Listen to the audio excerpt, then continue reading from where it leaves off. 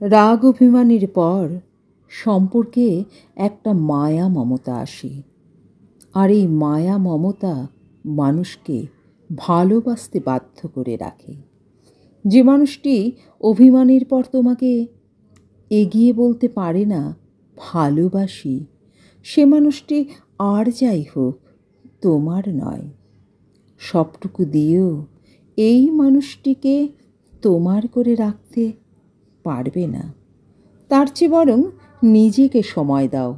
মনের আকাশে জমে থাকা অভিযোগের মেঘ সরিয়ে নিজেকে একবার বলো ভালোবাসি।